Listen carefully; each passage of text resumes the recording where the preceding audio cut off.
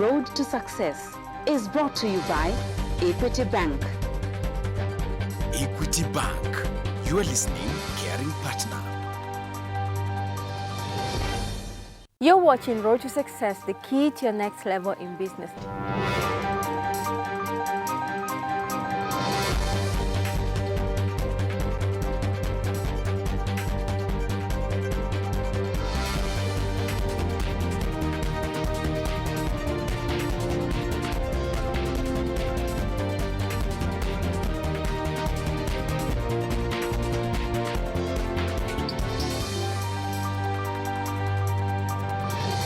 You're watching Road to Success, the key to your next level in business.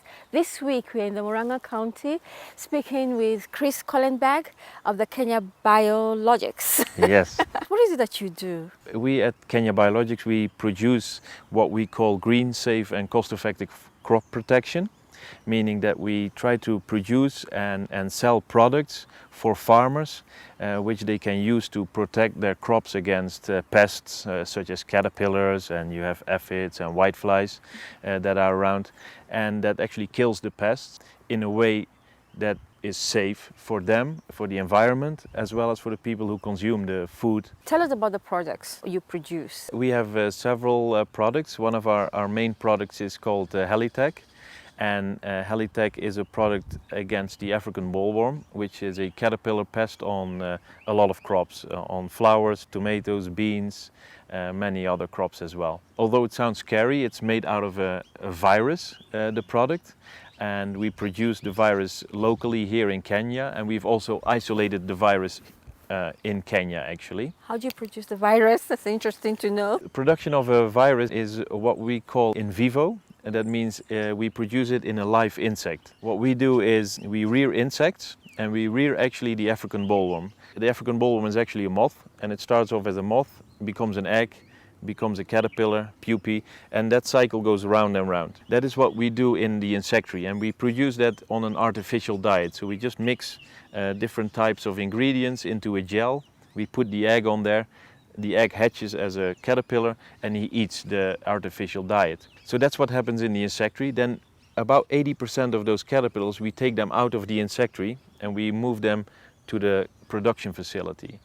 And what happens in the production facility is that we infect these caterpillars with the virus that we have. So we feed them a few particles of a virus, and what happens inside of the body of the caterpillar is that this virus multiplies inside of the body. One particle of the virus can become millions of particles of this virus. At a certain point in time, at the ideal moment, we actually take the virus out by just squashing, filtering, mixing these dead caterpillars. And we mix them with some other ingredients to get our final product. We put that in a bottle as a liquid, and that's actually what the farmer uses to spray on his crop. And the good thing about the virus actually is that because it's very specific, it only kills one type of caterpillar, it's completely safe for me and for bees, for other beneficial insects that normally feed on pests, for example. For the people who consume the food in the end, it's also completely safe. So that's the advantage of the product. What are the services or products do you have? Yeah, so other products that we have or are currently in research. For example, against fruit flies, we have products that we're doing research on. What we try to do is we try to combine best of two worlds. It's not that we completely say that chemicals are not good, but we say you need to take the best of the chemicals and the best of the biological control products, and sometimes we combine them. And an example of that is that we have fruit fly blocks and that we're currently doing research on, which we integrate an attractant for fruit flies, so something that will attract fruit flies. We also put in an insecticide in there, and the thing that you do is you only hang it in your trees. The fruit fly will come to the block, will sit on the block because it was attracted by this attractant in this block, but it's also containing an insecticide, and it will die instantly of the insecticide. Now the good thing about a thing like this is I don't need to spray my whole orchard or my whole field. I just need to hang a few of these blocks in my orchard and the pest will come to my block. Therefore I need to use much less chemicals, and the chemicals are not touching my fruit, they're not touching anything. Chris, where can we find the Helitech? At the moment what we do is we do mainly direct sales. We visit farms and we tell them about our products. That is because in the past years, up till a few months ago, we were mainly focused on large-scale farms that are exporting to other countries. They export their produce to other countries, so they have a lot of incentive to use very safe products because of the MRL issues, the residue issues that you've probably heard about in Europe, shipments being rejected. So that's what we did in the past. However, several months ago we also started to move into the small scale market. Christopher, how effective is the biological controlled methods vis-a-vis the chemical? If you compare biological control with harsh chemicals, you'll see that first of all, biological control can be as effective as chemicals. But of course there are some things that you need to take into account. The first thing is that if you're using a biological control, such for example as our virus, it is very what we call narrow in its spectrum, what it targets. Our Helitech virus only targets African bollworm. So the first condition is that the farmer needs to know what is happening on his farm. Otherwise you cannot use this control method. For any other pest? Yeah, because often the chemicals, they will kill maybe 50 different species of pests, while R often maybe kills 1 or 2 or 3 species. So you really need to know what's going on in your farm. The second thing what I want to say is that if you look at chemicals, what happens often is that these pests will induce a certain resistance against this chemical. So if I use week in, week out the same chemical, pests will become resistant against this. And this has happened almost with any chemical known at the moment, and specifically the older ones, of course. Chris, we must take a break, but when we come back, we'd like to know what lessons have you learned, especially being a foreigner and an entrepreneur in our country. Thanks. You're watching Road to Success, the key to your next level in business. Don't go away.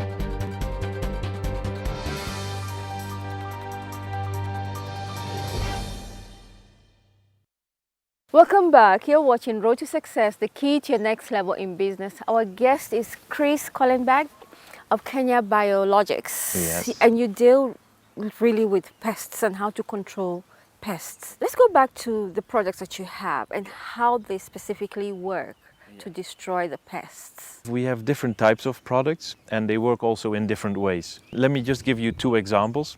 We talked before about Helitech, which is our virus product. This is a liquid, and the farmer sprays this liquid on his crop. Now let's take as an example of something that is also completely safe for farmers, is something that we use in tomatoes, and we call the product Tutrac. Tutrac works against Tuta absoluta, and Tuta absoluta is a major pest in tomatoes at the moment, even causing up to 100% loss in tomato fields. What Tutrac does is it doesn't target the caterpillar stage, but it goes a few steps before that. It goes to the adult stage. This is now what this is. Yeah, so I brought the trap here. This trap actually targets the adult stage, so the moth stage. Normally what happens in your crop is the moth will lay eggs on your crop, the eggs will hatch as a caterpillar, and they will start feeding on your tomatoes and on your leaves. Now what this trap does is it actually kills the adult stage. And how we do that is very simple actually. We use what we call a pheromone lure. And this pheromone lure has pheromones that resemble a female moth, a female Tuta absoluta moth. Now, if you put that in here and you put that in the trap, what happens actually is male adult moth of Tuta absoluta will think there's a female who wants to mate with him. He will go towards the smell, and unfortunately for him, he will not find the female. but what will happen, he will start flying around to search for this female, but eventually he will get stuck on a sticky surface which is in the bottom of the trap. The good thing about this method is actually that it is completely safe and it will work for several weeks on end, so you don't need to respray. It will work for 6 weeks in this case. How many of these would I require in a quarter of an acre, for example? You would need about 3 of these traps. In a small greenhouse you would need about 2. So it depends on, of course, on the size indeed. And the cost implication for a small-scale farmer, for example? We actually have different solutions for small-scale farmers. If you look at the lure, for example, which lasts for about 6 to 8 weeks, they can buy it at our company for 290 shillings. And because it lasts for 6 weeks, you can spread the cost over 6 weeks, meaning that only per lure you're spending 50 shillings in a week. So it's not as expensive as people might think if you compare biological control with synthetic chemicals. The other product that I was talking about was again a product against fruit flies. I have to say that one is still under research because in Kenya you have to register a product before you can sell it. So we're doing a lot of research on that product still, and we're in the process of registering the product at the Pest Control Products Board here in Kenya. Chris, what advice would you give Kenyan entrepreneurs as far as investment is concerned? There are a lot of opportunities for Kenyan entrepreneurs to find actually investors here in Kenya. Many investors are looking for social responsible investments, and therefore they are coming into countries that have an economical growth, such as Kenya, but also have the ability to get a great social impact here in Kenya by creating employment and creating profits.